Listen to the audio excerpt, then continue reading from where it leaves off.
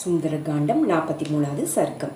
கிங்கர்களை கொன்னுட்டு அடுத்தபடியாக செய்ய வேண்டிய காரியம் என்னன்னு நிச்சயிப்பதற்காக ஹனுமான் சிந்தனையில் ஆழ்ந்து இருக்காங்க. இந்த வனம் என்னால் அழிச்சிருச்சு, இந்த பெரிய ஆலயம் போன்ற மாளிகையும் அழிக்கப்படலையே, அதனால் மாளிகையும் இப்படியே நான் துவசம் செய்ய போகிறேன் இந்த மனசுக்குள்ள நிச்சயத்தை கொண்டு வானர வீரரான ஹனுமான் தன் முழு வலிமையும் காட்டி மேருமலையில் சிகரத்தை போல உயரமாக இருந்த மாளிகையின் மேலே தாவி குதித்து ஏறுறாங்க.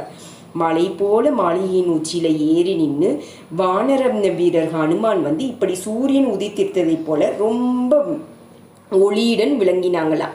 வெல்ல முடியாத அந்த மாளிகையை உலுக்கி அசைச்சு வெற்றி பொலிவுடன் பிரகாசித்த அவர் பர்வதங்களில் ஒன்றான பாரியாத்திரம் என்ற தங்கமயமான மலை போல விளங்கினாங்களாம் ஹனுமான். பேருடலும் பேரொளியும் எடுத்துக்கொண்ட வாயுகுமாரர் சின்னது கூட பயம் இல்லாமல் இலங்கை நகரத்தை அதிர வைக்கும்படியாக சிங்கநாதம் செய்தாங்க. செவிகளை தாக்கும் அந்த பேரொளியால் ஆகாயத்தில் பறந்து கொண்டிருந்த பறவைகள் கீழே விழுந்ததா. கட்டட பாதுகாவலர்களும் மயங்கி விழுந்தாங்களாம்.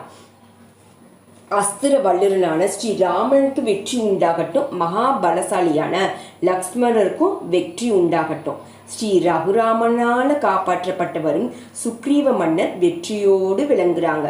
எல்லாருக்கும் நன்மையை செய்கின்றவரும் கோசல நாட்டு மன்னருமான ஸ்ரீராம பிரானுடைய அடிமைதான் நான் ஹனுமான்னு பெயர். வாயுபுத்திரன் எதிர்ப்படைகளை அழித்து விடுபவன். 1000 ராவணர்கள் சேர்ந்து நின்றாலும் யுத்தத்தில் என்னை எதிர்கொள்ள முடியாது. பாறைகளையும் 1000கணக்கான மரங்களையும் வீசி இந்த இலங்கை பட்டணத்தை கதி கலங்க செய்துட்டு மைதிலிக்கு நமஸ்காரம் செய்த பிறகுதான் எல்லா ராட்சசர்களும் மைதிலின மாதா சீதா தேவியை சொல்கிறாங்க. எல்லா ராட்சசர்களும் பார்த்து கொண்டிருக்கும் போதே வந்த காரியத்தை முடித்து கொண்டவராக போகிறாங்க ஹனுமான். இப்படி சொல்லிட்டு பெருந்தோழரான வானர தலைவர் மாளிகையில் இருந்த அரக்கர்கள் பயன்படிப்படியாக பயங்கரமாக கர்ஜனை செய்கிறாங்களாம். அந்த பேரொடியை கேட்டு 100கணக்கான கட்டட பாதுகாவலர்கள் அங்கே பாதுகாத்திருப்பாங்கள்ல, அந்த ராட்சசர்கள் எல்லாமே ஈட்டி, கத்தி, கோடாளி போன்ற பல வகை ஆயுதங்களை எடுத்துக்கொண்டு ஹனுமானை நோக்கி வேகமாக ஓடி வர்றாங்க. ரொம்ப பெரிய சரீரம் படைத்த ஹனுமான் பல வகையான கதைகளாலும் இரும்பு தடிகளாலும் தாக்கி ஹனுமானை சுற்றி வளைத்து கொண்டாங்களாம்.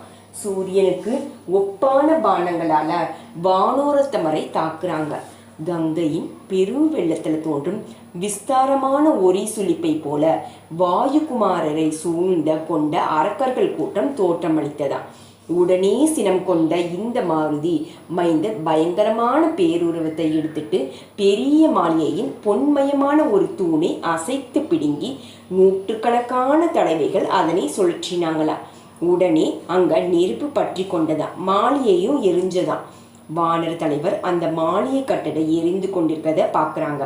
வஜ்ராயுதத்தால அசுரர்களை கொன்ற இந்திரனை போல 100கணக்கான அரக்கர்களை கொண்டுட்டு வெற்றி வீரராக திகழ்ந்த அவங்க ஆகாயத்தில் இருந்த இப்படி பிரகடனம் செய்கிறாங்க. சுக்ரீவனுடைய ஆணைப்படி நடக்கின்றவர்களானும் மகாபலம் பொருந்திய 1000கணக்கான வானர வீரர்கள் இந்த உலகத்தை முழுவதிலுமே என்னை போல தெரிந்து கொண்டிருக்கிறாங்க. சிலர் வானரர்கள் 10 யானை பலம் கொண்டவங்க, சிலர் 10 மடங்காக உயர்ந்த பலம் உடையவங்க, சிலர் 1000 யானைகளுக்கு நிகரான ஆற்றல் உடையவங்க, சிலர் அளவிட முடியாத பலம் கொண்டவங்களும் வாயுக்கு நிகரான பலம் படைத்தவங்களும், சிலர் எதிர்க்க முடியாத பலம் உடையவங்களும், இப்படிப்பட்ட வான வீரர்கள் அங்கே இருக்கிறாங்க.